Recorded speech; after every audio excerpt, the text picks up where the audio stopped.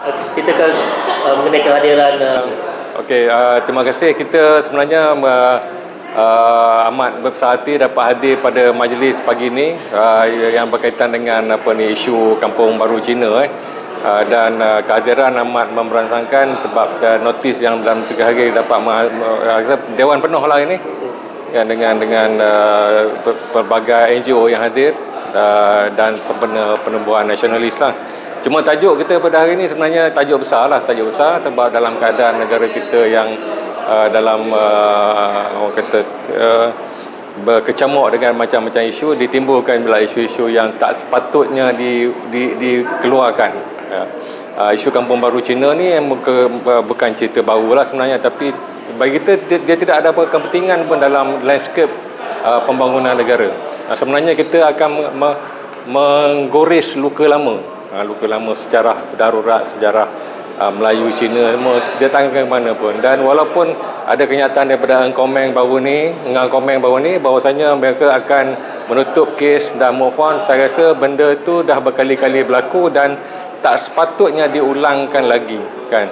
Dan saya rasa kerajaan perlu bertegas dalam hal ni, terutama juga agensi dan kerajaan tertentu supaya tidak terperangkap dalam mainan ahli politik yang akhirnya akan membawa perpecahan kepada negara dan juga kepada rakyat.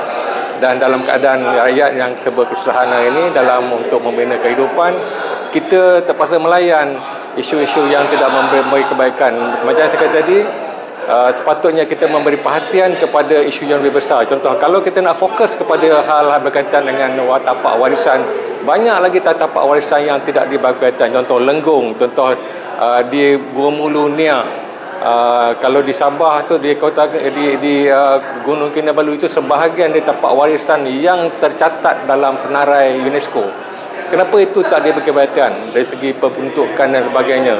Dan masalah kita bila timbul idea-idea baru, dia tidak memikirkan yang idea-idea yang ataupun benda yang telah berjalan tu perlu juga peruntukan. Dan sebenarnya saya nampak ada masalah dari segi kefahaman ahli politik dan juga dalam pejabat-pejabat awam kita.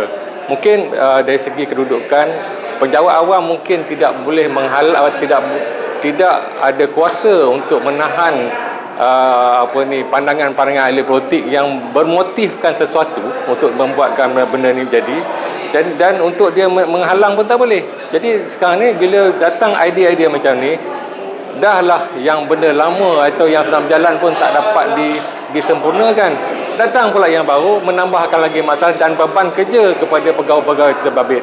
Saya bercakap supaya kita tak nampak macam bersifat subversif untuk menentang apa saja usaha baik. Kita berurusan lama dengan Jabatan Warisan, dengan Motek semua. Mereka bagi kerjasama pada kita, membantu kita masa yang sama, dan kita tahu bebanan kerja, kemudahan, infra tak cukup kan, tenaga kerja lagi tak cukup untuk memastikan benda berurusan. Sebab setiap kali penarafan listing UNESCO ni, dia perlu ada setiap 2 tahun ada report kena dihantar, dan menyediakan report ni memerlukan 2 tahun kerja yang lengkap untuk memastikan benda ni tidak terputus. Maksud dia hari ni di listing daripada UNESCO, belum pasti esok boleh kekal. Jadi kenapa kita tak jaga yang ada dan menambahkan benda-benda yang sebenarnya bertentangan dengan dasar kebudayaan negara, DAKEN tu. Saya rasa dia orang atau sesiapa ahli politik atau sesiapa yang berhajat berkaitan dengan budaya warisan yang berkaitan dengan ni, kena rujuk kepada dasar kebudayaan negara. Dasar kebudayaan negara terang dan jelas. Dia punya SOP, dia punya macam diterangkan tadi oleh Tan Sri Rais, memang jelas.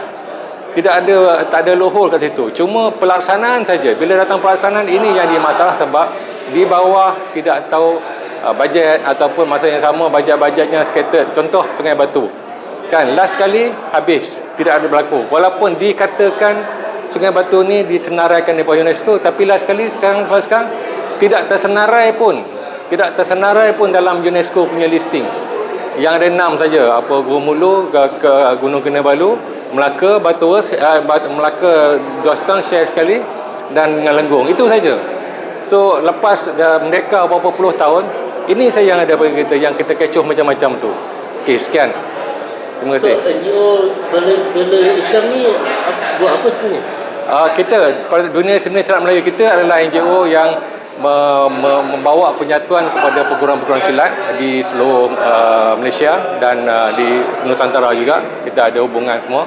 Dan bukan saya silat semata-mata lah, kita juga kita sebahagian daripada tim yang membawa seni silat ke UNESCO kan.